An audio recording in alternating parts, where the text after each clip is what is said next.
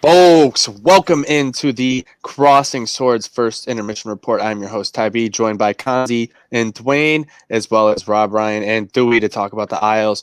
The Sabres, again, down 2-0 after one. It seems like a very similar game to last night. The Islanders are really taking it to the Sabres yet again, and you see these stupid mistakes over and over again, and they're compounding themselves. The Islanders have only one high danger chance, and they have 2 goals. Both those goals could have easily gone the other way. I don't know what Dwayne, I'm just sending it to you.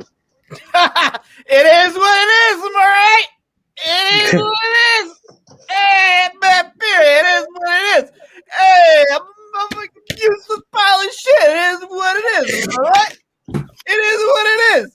Bad beer makes $6 million a year. It is, right? Also, go to Bangladesh, go to Austria, get the off my hockey team.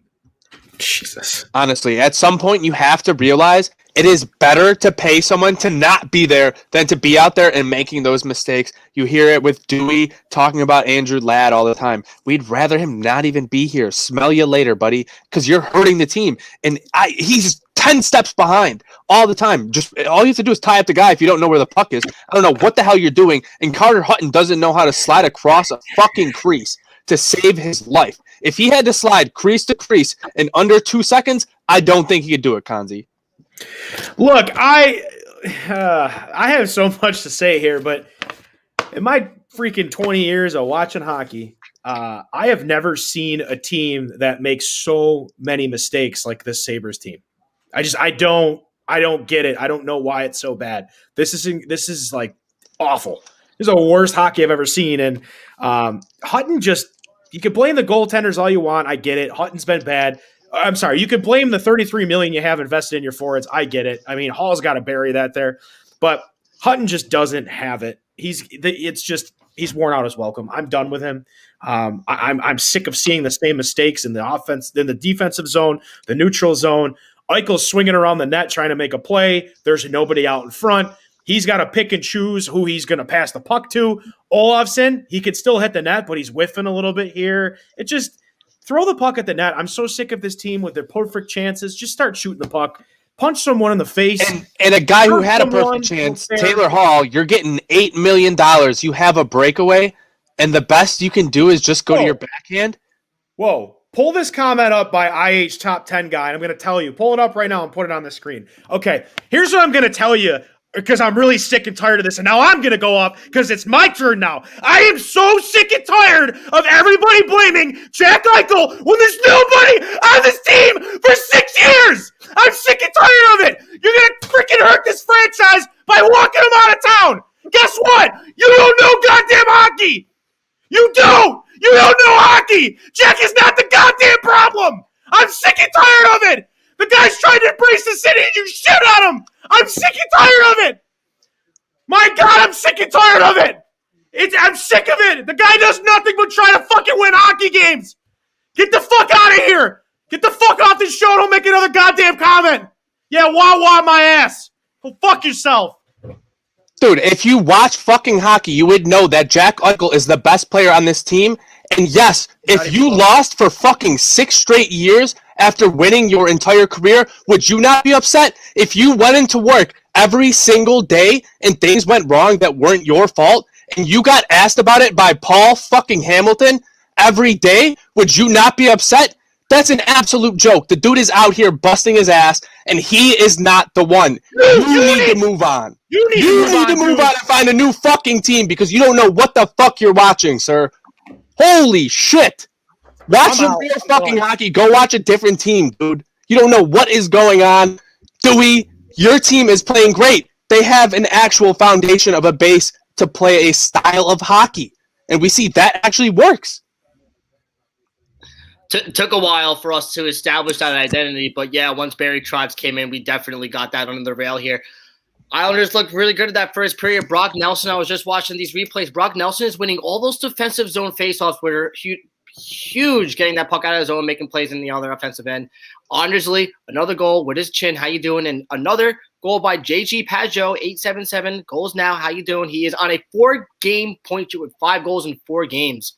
Noah Dobson with another assist. He's 1 goal and 6 assists for 7 points. He is absolutely just killing it right now for us on the blue line. And Sorokin's making some really good saves. Very impressive in the first period. Seriously, you look at that Islanders roster. Do you think that they're better than the Sabres talent-wise? I wouldn't really say that.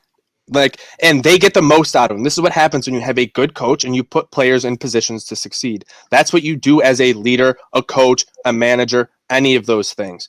And Ralph Krueger is not doing that right now. Rasmus Dahlin looked great when he was allowed to just play and do whatever he wanted. He was figuring things out a little bit under Phil Housley, and it's been the exact opposite under Ralph Krueger. This is the things we're talking about. You have to be able to bring these young players along, and they have to be able to develop, and they have to know what style of hockey they're supposed to play. They have to have these responsibilities. They have to grow this chemistry, and this team is not doing that. It doesn't matter if you've written the leadership book. Can you apply that right now? That is not happening, Dwayne. It's just, I'm not going to try and one up what Cons did there because he perfectly said it. And, Cole, I saw the chat there. It's not a question of is Jack Eichel good or if he a problem. He's not the problem. I mean, he's the best player on the team by far. It's just where is this team heading? Where are we going? If it's another rebuild, then fucking trade him, I guess. Because everyone's just going to force him out anyways. They're going to make the guy depressed. Where are we going with this? We have a coach who's just so defensively minded and he's so blind that he's so stubborn in the system that he has that he refuses to build the system around the talent of the players that he has. I don't get it. This is just it's like fucking Groundhog Day year after year after year. And I will die on the hill. I will die on this hill that we haven't had a team to play with full passion. And this is no knock against the guys like Jack Eichel. Passion, who gave everything every single night since the Ted Nolan tank team. That is a fucking fact. Because coaches like Ted Nolan, coaches like Lindy Ruff are not going to deal with this type of bullshit. Are not going to deal with this type of play and this lack of heart and attitude. They're not going to deal with Kyle Okposo making $6 million a season, saying it is what it is after a shotless third period when you're down 3-1. He's not going to put up with that. You're cut, buddy. Your contract is bought out. It's fucking disrespect to me. It's disrespect to Cons. Disrespect to you, Ty. It's disrespect to anybody who loves this team as much as we do. It's disrespect. And that motherfucker wears an A on his jersey. Get it off him! Get him off a fucking hockey team! Honestly. Robbie, and you have an interesting perspective on this because you're an Islanders fan from down on Long Island here in Buffalo right now at UB. You see this. You see what it's doing to your friends who are Sabres fans and to the community. You see, how everything changes when the Bills are good and the whole city is behind it. And everyone is just waiting for that from the Sabres. And we're promised it over and over again. It's going to get better. It's going to get better. It's going to be better. It's not. Yeah, if you almost think about it, it's almost like how the weather in the fall, it's like warm and cool, good for Bills. And then when the winter hits, it's just snow every day, shit weather every day, just like the Sabres. So it's like this Buffalo with their sports, they kind of try to do it the good sports in the nice weather, bad sports in the in the winter. So, but you see it around here. That just anywhere you go, the mood is just so much happier during the later months of the year, and during the beginning of the months of the year for hockey, it's just dead around in Buffalo. There's no sun, there's no vitamin D to be had, and there's no good hockey to be seen because, Canisius, every other game is postponed because of COVID, so you can't watch any of their games. There's, high school hockey is just finally coming back. Maybe there'll be some good high school hockey games we can watch, Dwayne, because we're not going to see it from these Sabres. We're not getting that goal output we need, and you can't come out and play a period like that and not have anything to show for it because they did find some decent chances and they can't find the twine. You can't just keep blaming puck luck in a shortened season. When it's just I said it in that earlier, back in the day, man, you used to you drive down side streets, you see kids playing street hockey in the streets all the time. You see kids wearing Sabres jerseys while they're playing. You see people wearing Sabres memorabilia everywhere, and it's just non-existent for the last 10 years. Like, not even probably more like 5 or 6 years, because people just stopped caring. And this team, this city, when it comes to hockey, this team can be so special and such a nice, like a great place to be. And I just want to experience both these teams good at the same time. You know what I mean? Like, why can't we have that? We've been blessed with a franchise center and a franchise defenseman, and we can't figure it out. Like, you have so many examples of blueprints that have been drawn up for you, like with Chicago, Tampa Bay, LA, teams that develop through a draft, and you can't figure it out when you have two of the hardest pieces to figure out just gift wrap to you. Like, I just don't understand it, man. We haven't had a defenseman and a centerman that are this good since Housley and LaFontaine, and that's not conjecture. That is an absolute fact. It's not even up for debate, and we can't figure it out. We have coaches who just, like, you know, I don't know. I can't yell. It's depressing. It's just all it is. Like, it's depressing, and thank God, Icy Cool One, there is tennis on tonight. I believe Jennifer Brady and Pegula should be starting around 9. Depends on when that Barty match ends. I believe they won't start until that's all over. So if that goes long, they could get pushed back. But a 9 o'clock start, Jesse Pegula plus 195, Jennifer Brady minus 250, Pegula plus 3.5 games. Love to see it. Who knows? And yeah, we also did take Jack Quinn over Marco Rossi, so there's not like another center coming there in the pipeline. We got Dylan Cozens, obviously, but you're not building towards another one. If you trade Jack, you're going to have to find something else. I don't even want to talk about that. We're not entertaining that anymore. Playing, though. Rossi isn't even playing. Yeah, he's back in Austria right now with his family. COVID issues. Yeah, he's got COVID issues. So it could be worse. But yeah, like what do we? I don't even know if I can talk about what we need to see out of this team, because I think we all know what it is, and we've been saying it for so long. Like, it's pointless for us to say, because they obviously don't care.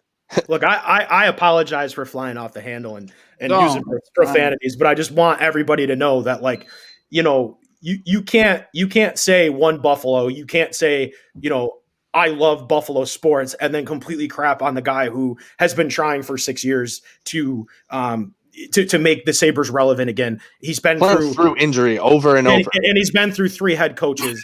And everyone can say what they want about Bilesma, you know, and Eichel not liking him, or Housley not. Like, this is where we're at right now in Buffalo sports, at the fact that we have the balls to blame the guy who comes out every single night, whether he's hurt or not, trying to make something happen. And maybe he is doing too much. I don't know. But I can tell you this right now. There will never be a player like Jack Eichel that you will see for another 10, 15 years. Okay. So when he gladly walks and we get rid of him, and then all of you continue to call and question why we don't have an elite center, this is why. This city has problems embracing premier players and big name players. It was the same thing with when Josh Allen started out here. Everybody was down on him, myself included, but look at him now. We love him. And that's the thing. When you embrace somebody, things change. When you have a positive outlook, I get it. We're all mad. But don't sit here and tell me that the guy who continuously tries to put the team on his back is trying to do everything he can to get this team in the right direction. And second, last point I'll make too. If Buffalo was a person, body language, antics, way they're acting, it would be Jack Eichel, because that's what we would look like, the way that we cry, whine, and the way that we complain about the people who care about the city. This is what we do, and I'm sick and tired of it, guys. I could live anywhere in the country. I'm from Rochester, New York. I moved to the favorite city was Buffalo, because I wouldn't miss Bills games, because I wouldn't miss Sabres games. So I am sick and tired of it, and I'm investing my time to the community. I apologize to anybody for swearing, offending anybody, but please do not sit here and tell me that the one guy that is trying everything in his damn power to make the team win, that he's the problem. He might come off as cocky, but he's the most unselfish hockey player. I'm done. That's all I have to say. So my prediction is, I hope you all take a step back and you think about this for a second and think about who you're really arguing about, who you're really complaining about. Because at the end of the day, the Sabres are down right now and they need to win a hockey game, because I got news for you guys. They drop this series, they ain't winning the next series they're playing. Could you imagine if there was fans in the stands right now? I'd be throwing something at somebody, probably, to be honest with you. I can't. It would just be it would not be a library is all I'm going to tell you. It's almost like comforting for players to not have fans, because now it's like, now they can't get booed. Yeah, like they need to get booed, man. They need to start pumping like booze in that. Like it's just so bad, man. It's just Yep. It is what it is. I don't think they're going to figure things out in the second period, but if they do, we'll be hopefully a little bit more optimistic in the second intermission report. If they absolutely blow a gasket and start getting blown out, who knows if we'll be still watching the rest of that game. But make sure you guys stay tuned and make sure you get over to manscaped.com. Again, use promo code TRAINWRECK, get yourself 20% off only after the all first their period. products. 2 more periods. Yeah, you could use this if you go crazy and go Britney Spears, need to shave your head or something. You can do it. It's got a light on it, 7,000 RPM motor, unbelievable. I want to say let's go Sabres, want to say let's go Buffalo, but I just don't care anymore. Don't make us get embarrassed. Yeah, I'm having another beer. I'll see you guys.